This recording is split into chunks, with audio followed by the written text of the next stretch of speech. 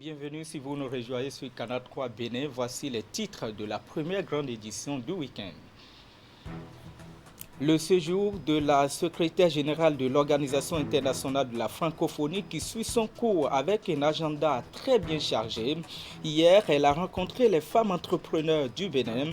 Au cœur des échanges, l'initiative de l'OIF intitulée La francophonie avec elle.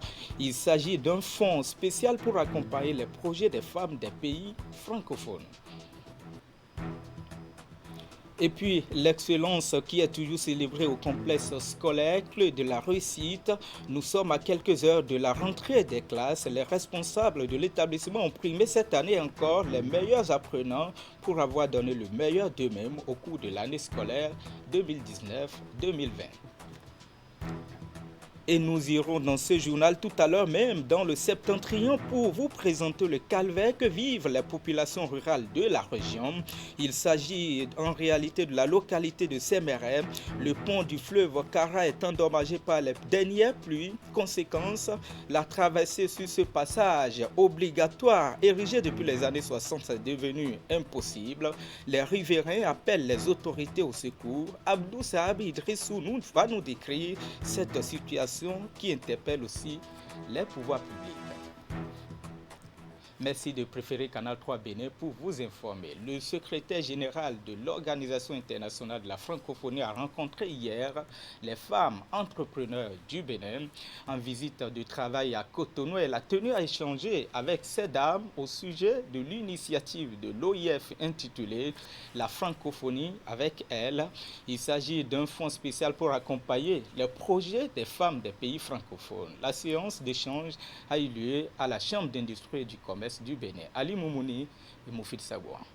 Cette séance est l'une des étapes importantes de la visite de travail de la secrétaire générale de l'Organisation internationale de la francophonie au Bénin. Louise Mouchikiwabo a voulu échanger avec les femmes entrepreneurs du Bénin au sujet de l'initiative de l'OIF intitulée La francophonie avec elle. Il s'agit d'un fonds spécial pour accompagner les projets des femmes des différents pays francophones dans un contexte marqué par la crise sanitaire mondiale de Covid-19. Nous avons remarqué avec beaucoup d'inquiétude, je dois dire, que les femmes dans l'espace francophone et dans le monde d'une manière générale ont été vraiment impactées négativement par la crise, surtout les femmes qui sont dans le système économique informel, puisque cette crise sanitaire a fait qu'on n'a pas pu, dans plusieurs pays, se déplacer. Dans la francophonie, surtout des pays du Sud, quand on ne sort pas de chez soi, on n'a pas à manger. Et donc pour nous, au-delà du travail qu'on faisait en tant qu'organisation pour répondre à la crise, nous avons pensé qu'il était important de trouver une activité qui répond aux besoins les plus importants, à savoir les besoins économiques de la femme francophone. Créé en juillet dernier, le fonds La francophonie avec elle est un appel à projet auquel 1000 candidatures ont été déjà recueillies. Et parmi celles-ci, 100 projets viennent du Bénin. Je n'ai pas à prouver que le Bénin est un pays dynamique, que les femmes de ce pays sont des femmes proactives, engagées. Et c'est vraiment, vraiment pour moi un plaisir d'être ici et de vous écouter.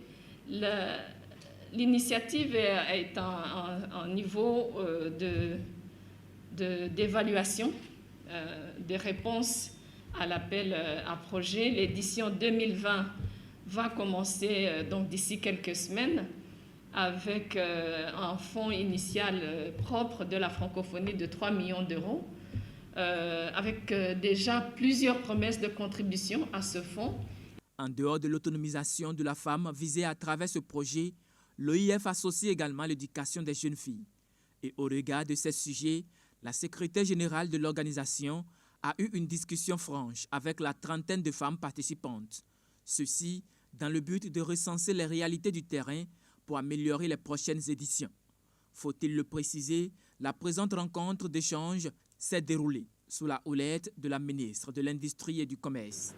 Effectivement, à travers beaucoup d'initiatives déjà de la francophonie lesquelles nous avons bénéficié, il y a déjà des réponses que nous pouvons trouver à nos préoccupations. Donc c'est une question de suivi, d'échange, donc que nous allons continuer avec vos équipes.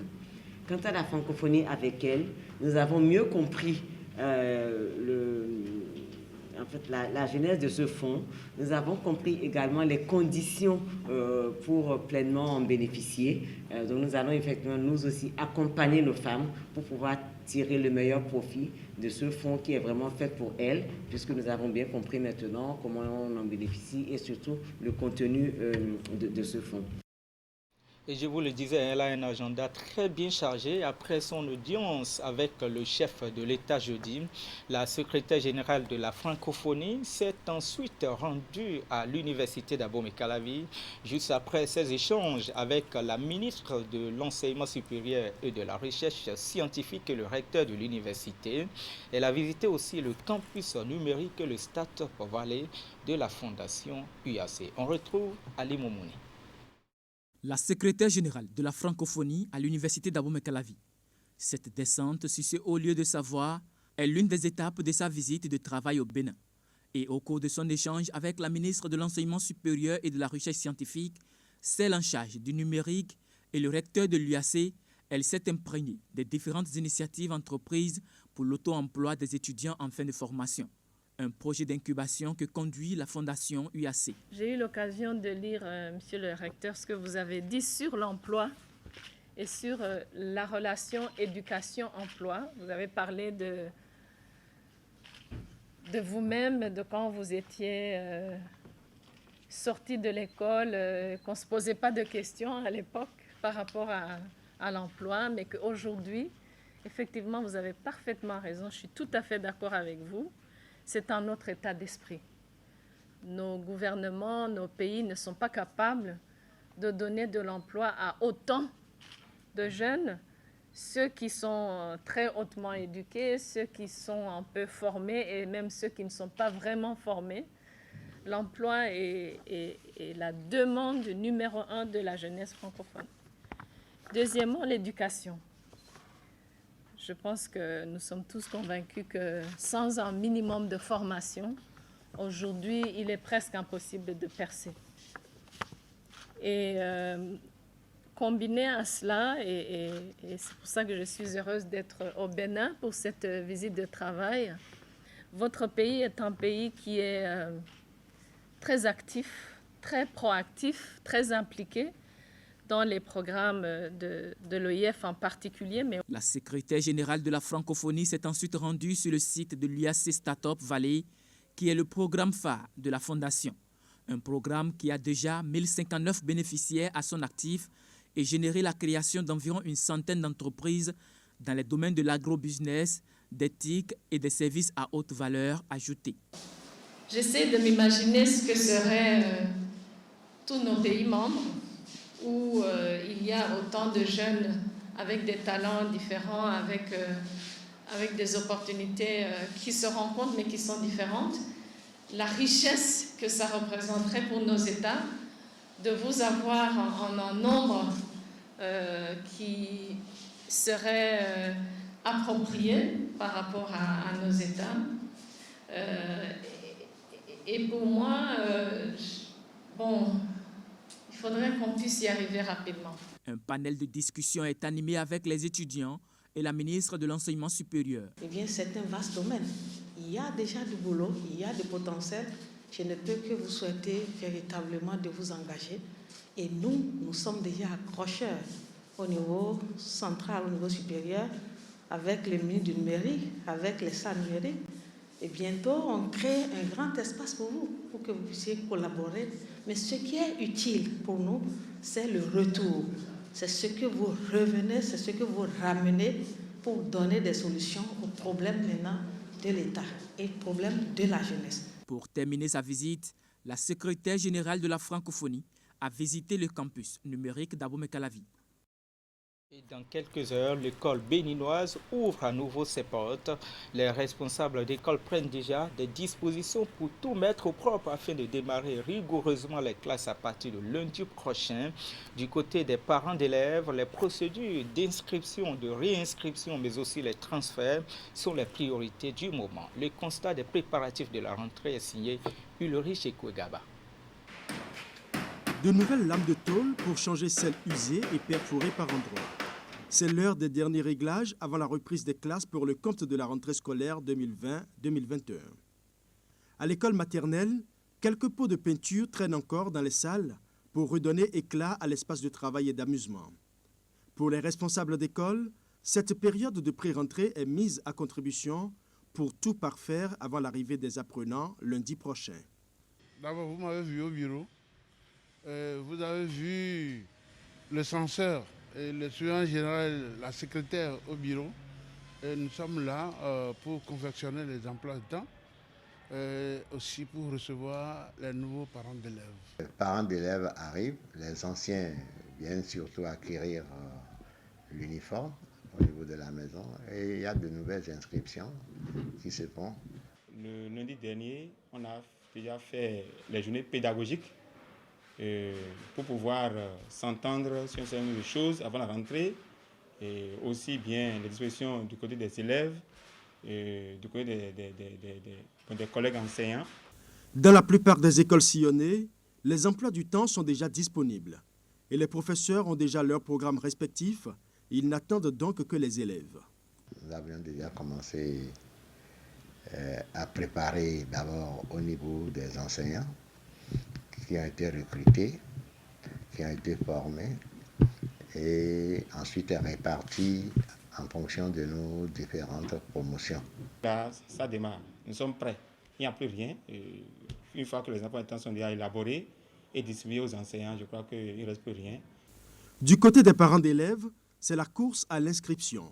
L'on s'affaire pour vite garantir une place pour l'enfant en payant les frais d'écolage ou tout au moins une partie. Si pour certains c'est une routine sans désagrément, pour d'autres par contre c'est la croix et la bannière.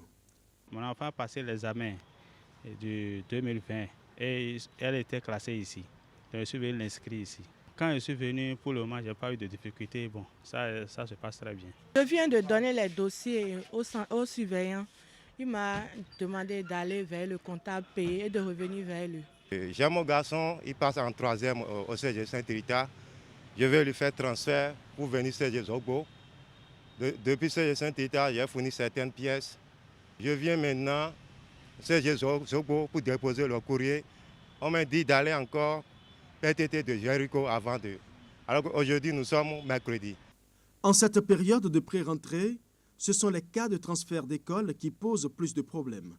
Mais les responsables d'école essaient de calmer les parents d'élèves pour mieux gérer cette situation indépendante de leur volonté. Nous avons certaines difficultés par rapport au numéro de Duc Masseur. Actuellement, le site a des difficultés à s'ouvrir parce qu'ils sont en train de faire des maintenances. C'est l'établissement d'origine qui enclenche le processus de transfert. Et donc, ces derniers moments-là, il y a un peu de soucis de maintenance informatique, mais je crois que tout est en bonne voie. Cette période de pré-rentrée est également un moment de petites affaires pour certaines personnes. C'est le cas de ce photographe qui offre ses services aux parents d'élèves pour les accompagner le plus rapidement possible dans la constitution des dossiers. Au complexe scolaire de Clé de la Réussite, l'excellence est toujours célébrée justement parce que nous sommes à la veille de la rentrée. Les meilleurs apprenants primés pour leur effort. L'année scolaire 2019-2020 a dégagé de meilleurs élèves sur les différents sites du complexe. Des élèves qui ont brillé en classe et qui figurent parmi les meilleurs. Le directeur général et fondateur du complexe les a primés vendredi. C'est bien sûr le site de Ménoté. Nous en parle. Le prix de l'excellence, c'est ce que les meilleurs élèves des classes intermédiaires du complexe Clé de la Réussite viennent de recevoir. Fidèle à son engagement de primer les apprenants qui se distinguent de par leurs efforts scolaires, le directeur général de ce complexe, le professeur Omer Adanridan, leur a offert à chacun un kit de fournitures scolaires, ce qui vient les encourager à faire davantage. Au complexe clé de la réussite, nous cultivons chaque jour l'excellence, comme en témoignent les résultats incomparables obtenus au CP, au BPC et au bac 2020. En marge de cette culture de l'excellence, il faut préciser que nous luttons chaque jour contre les déviances scolaires à travers une panoplie de mesures. De même, nous encourageons nos élèves qui, par leur travail et leur discipline, se sont particulièrement distingués durant l'année scolaire en passant en classe supérieure avec une moyenne honorable. D'ici quelques heures, l'année scolaire 2020-2021 va ouvrir ses portes. La distribution de prix aux meilleurs vient appuyer les efforts des parents d'élèves qui font confiance au complexe. Ces 300 kits scolaires leur seront distribués afin qu'ils préparent mieux la rentrée 2020-2021 qui s'annonce à grands pas.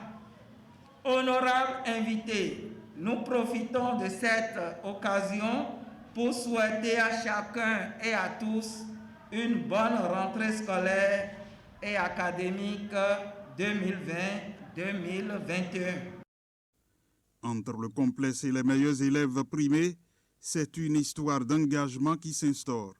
Les élèves promettent de mieux faire les années à venir pour honorer et les enseignants et les parents. Une occasion pour leur porte-parole d'inviter les parents à faire confiance au complexe clé de la réussite. Pour avoir constaté la maîtrise et le savoir-faire de nos encadreurs, nous vous rassurons, chers parents, que vous ne commettez aucune erreur en inscrivant nos frères, nos sœurs, vos enfants au complexe clé de la réussite. Une école qui cultive chaque jour l'excellence et qui lutte efficacement contre les déviances scolaires. Comme à toutes les occasions, une messe d'action de grâce a été dite par le curé de Ménotin, Père Ambroise Lahatan, qui a imploré la bénédiction divine sur le fondateur du complexe, l'administration, les enseignants et les élèves. Le mercredi 16 septembre dernier, le complexe avait offert des bourses d'études universitaires aux cas 130 élèves admis au baccalauréat. On y dénombre 5 mentions très bien, 15 mentions bien, 65 mentions assez bien, soit au total 85 mentions. Selon on en parle encore, mais cette fois-ci en milieu professionnel, les meilleurs dans leur domaine d'intervention peuvent désormais espérer un jour la récompense. Eh bien, le réseau Bénin Espoir ONG leur donne désormais espoir. Jeudi, l'organisation a décoré des géomètres experts pour la bonne gouvernance, mais aussi l'équité dans leur secteur d'activité. Ils sont au total, 14 à être nominés pour les comptes de l'année 2020. On retrouve à Siongon Kanye en Siongon. Les géomètres experts du Bénin sont décorés par le réseau Bénin Espoir ONG. Ils sont 14 à être reçus le jeudi 24 septembre dans plusieurs rangs: chevalier, grand chevalier, officier, grand officier et commandeur de l'ordre des ambassadeurs de la bonne gouvernance au sein du réseau. En décernant ces distinctions, le réseau, qui est à sa 32e édition d'activité, vise plusieurs objectifs. Les raisons fondamentales qui motivent la présente cérémonie. Première raison, motiver les professionnels du métier de géomètre expert à une culture de bonnes valeurs éthiques et morales en leur sein, malgré les attaques et toute autre forme de dénigrement dont ils sont parfois innocemment victimes. 2. Amener l'État de façon stratégique à accompagner l'ordre des géomètres experts par la prise d'un certain nombre d'actes et de mesures incitatives visant à motiver les géomètres experts et à placer beaucoup plus confiance à l'ordre des géomètres experts dans toutes les décisions touchant la matière terre en République du Bénin. Les 14 ayant reçu ces distinctions sont les meilleurs géomètres experts du Bénin, selon le président du réseau. Le choix porté sur ces professionnels a tenu compte de plusieurs critères. Voici également les critères de sélection des géomètres experts nominés de cette édition. 1. Être un géomètre expert agréé, régulièrement inscrit dans l'ordre des géomètres experts du Bénin et être en fonction, soit en clientèle privée, soit en fonctionnaire de l'État. 2. N'avoir jamais été mêlé ni de près, ni de loin à une malgouvernance foncière. Et 3. Avoir une conscience professionnelle poussée et développer au sein de son cabinet les principes fondamentaux de la bonne gouvernance. L'exercice du métier exige une conduite irréprochable, le respect des normes de la profession, toutes choses qui ont milité en faveur des nominés qui expriment leur joie. Il va sans donc dire que cette cérémonie de certification de bonne gouvernance de nos cabinets et de notre décoration comme meilleur géomètre expert de l'année 2020 est pour nous un grand symbole d'encouragement vers l'excellence sans relâche. Alors nous sommes d'ores et déjà plus que galvanisés à donner encore plus qu'avant le meilleur de nous-mêmes. Plusieurs intervenants ont mis l'accent sur les mérites des uns et des autres. Mais avant, l'assistance a été entretenue sur le thème « Bonne gouvernance foncière et le géomètre expert, enjeux et perspectives ». La semaine prochaine, le réseau va distinguer les directeurs de cabinet des ministères. Les violences faites aux femmes, c'est un fléau qui persiste et qui prend de l'ampleur dans la société. Et bien pour combattre le mal, Rifonga Bénin est allé former 18 filles apprenties du département du Zou. Objectif, leur permettre de savoir comment se défendre en situation de violence faites sur les propres personnes. Teddy Goudalo, Ali Moumouni. Voici l'acte 2 de la formation sur les violences faites aux femmes initiée par Rifonga Bénin au profit de 18 filles âgées de 12 à 25 ans. Cette initiative qui pose sa valise ici dans le département du Zou vise à renforcer les capacités des jeunes filles en milieu professionnel sur les bons comportements à adopter pour prévenir ce fléau. Pour cette étape, les communes d'Agbanyezou, Djidja et de Zakbota sont celles prises en compte. Le but visé par Rifonga Bénin en organisant cette session de renforcement de capacités au profit des jeunes filles apprenties est de faire d'elles les actrices de leur propre protection afin qu'elles aient les outils nécessaires et les capacités pour se défendre en cas de situation de violence faite aux femmes et aux filles. Avec l'appui financier du Fonds africain pour le développement de la femme, la rencontre va aussi permettre aux filles apprenties des communes concernées de connaître les dispositions de la loi portant prévention et répression des violences faites aux femmes en République du Bénin. Elles ont eu droit à plusieurs communications qui leur ont permis d'être outillées afin de se prémunir par rapport à ces fléaux. Chères demoiselles, vous conviendrez avec moi que les violences faites aux femmes et aux filles constituent un fléau qui entrave l'évolution des femmes et des filles et dont les conséquences sont désastreuses. Les violences faites aux femmes et aux filles sont parfois cause de décès.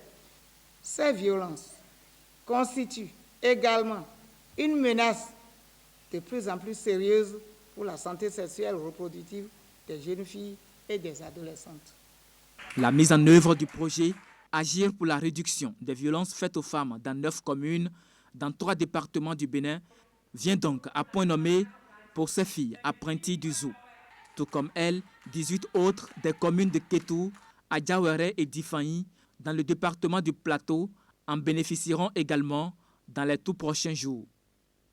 Et on parle maintenant de cette reconnaissance à l'endroit de Patrice Talon, le secteur de l'artisanat reconnaissant de l'attention dont il a été l'objet ces 4 dernières années. Les acteurs, membres d'une part de la Confédération nationale des artisans du Bénin et d'autre part de l'Union de de l'Union interdépartementale des chambres des métiers du Bénin ont à l'unisson témoigné leur gratitude pour toutes les réformes entreprises et mises en œuvre au profit de leur secteur. Nagui Balagbe, Rachidi Soubero. Les artisans vous disent tout simplement merci, Monsieur le Président et son gouvernement.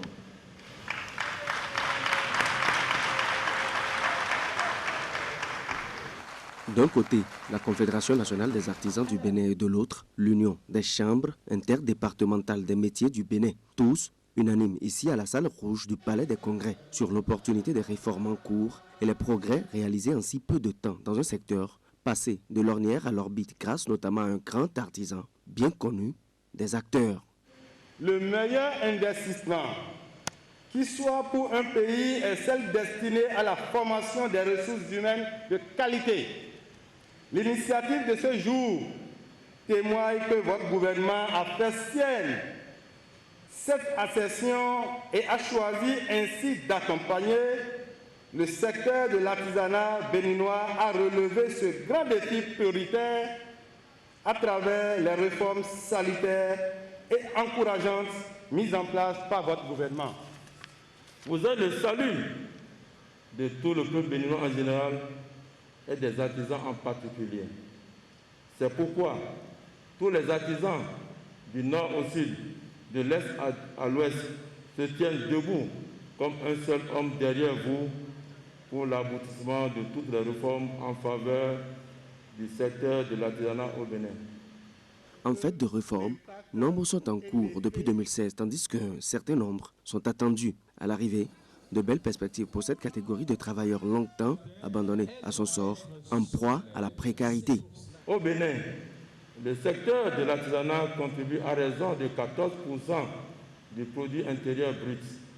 Vous l'avez si bien compris, vos actions dans le PAG en faveur du secteur de l'artisanat témoignent vivement. L'assurance pour le renforcement du capital humain est la preuve que votre arrivée au pouvoir est une solution aux problèmes des artisans tels que le financement, la formation, l'accès aux soins et une retraite paisible. Nous, artisans du Nord, du Sud, de l'Est et de l'Ouest, remercions de vive voix et de tout cœur Son Excellence, Monsieur le Président de la République, Patrice Talon, pour sa grande vision et de ses ambitions de faire de l'artisanat béninois un des principaux leviers de développement de notre cher pays, le Bénin. Soutenons et accompagnons de façon indéfectible la mise en œuvre du grand chantier de développement de notre pays en général et de notre secteur en particulier, pour lesquels nous attachons un prix dans la continuité de leur opérationnalisation. Soutien et adhésion donc des artisans sur toute l'étendue du territoire national de manière à ce que le secteur, pour autant qu'il apporte et soutient l'économie et le développement en général, demeure une priorité.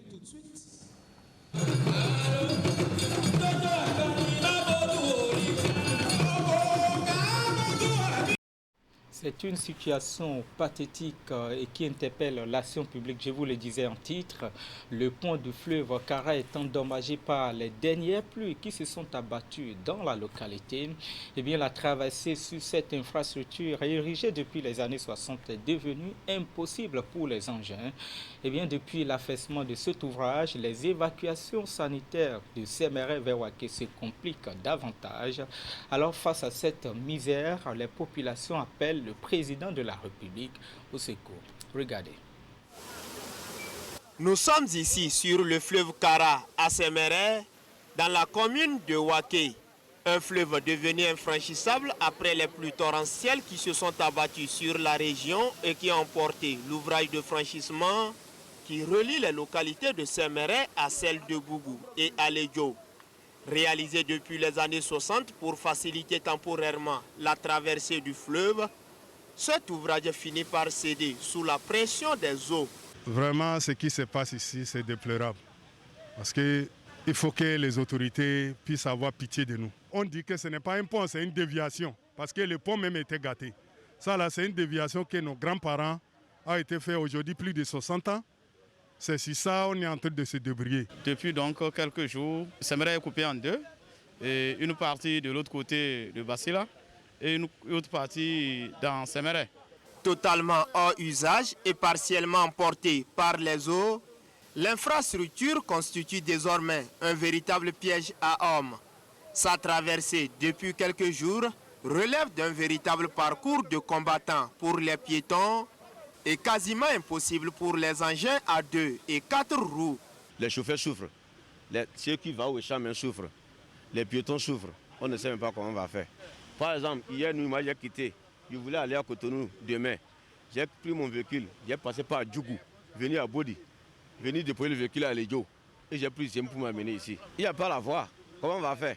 Maintenant, beaucoup de chauffeurs ne voyaient pas à cause de la voie. Ils voient les tracas qu'ils vont prendre d'ici jusqu'à Djougou, jusqu'à venir par ici. Le carburant qu'ils vont consommer, c'est trop. Cette situation ralentit depuis quelques jours les activités économiques de la région. Impossible donc pour les commerçants de rallier les marchés situés de l'autre côté de la rive. Pareil pour les agriculteurs qui ont leurs champs de l'autre côté aussi. Toutes nos activités, c'est derrière ces fleuves-là. Donc maintenant, les bonnes dames, il y a au moins 5 marchés de l'autre côté que les bonnes dames vont, personne ne peut plus aller de l'autre côté. Tous les marchés sont de l'autre côté. Avant de nous traverser, on prend 2000 francs. La voiture aussi prend 2000 francs. Comment on va faire? Aujourd'hui, c'est le marché de Aotebi. Les marchés qui sont derrière la rivière, ça dépasse même. Depuis que la rivière cède, nous allons plus au marché. Aujourd'hui, nous allons marcher. À l'hiver, avant, on ne peut pas passer.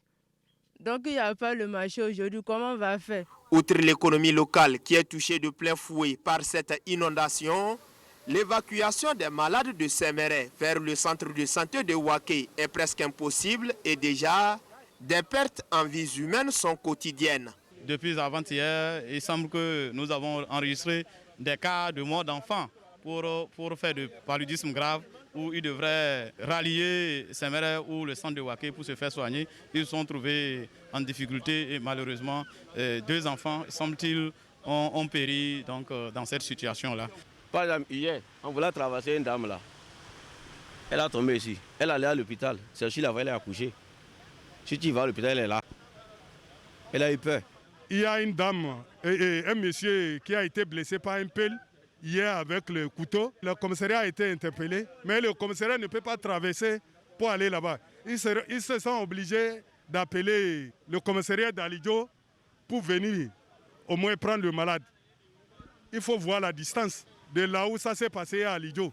Face à cette situation, les populations implorent l'indulgence du chef de l'État pour la réalisation à temps de cet ouvrage pour le bonheur des filles et fils de la cité de Fodo. Lors de la sortie du chef de l'État, dans le cadre donc, de la réconciliation des fils et filles de Séméré, il a promis que la voie à Lédio, Pénésoulou, Séméré et Waké sera réalisée. Ça, c'était une promesse devant un parterre de population. Nous savons que le chef de l'État tient toujours à sa parole. Nous savons qu'il est certainement à pied d'œuvre pour que désormais les peines de nos populations puissent cesser avec le bitumage promis donc, de cette voie. Nous le lui rappelons tout simplement, nous savons qu'il a ça dans son agenda. Nous voudrions que les choses aillent plus vite. On vous demande de nous aider pour pouvoir réparer cette rivière, pour pouvoir aller au marché. Mais en entendant la réaction des autorités compétentes, les usagers de cette voie doivent continuer par souffrir le martyre. Reportage signé Abdou Sahabi Idrissou que nous remercions au passage pour ce beau travail. Ainsi s'achève ce journal que j'ai le plaisir de vous présenter. Merci à toute l'équipe technique qui nous accompagne au quotidien. Nous sommes samedi. Je vous souhaite donc de passer un très bon week-end. Vous retrouvez le reste de l'actualité sur Canal 3 Bénin et sur canal3télévision.com. À très bientôt.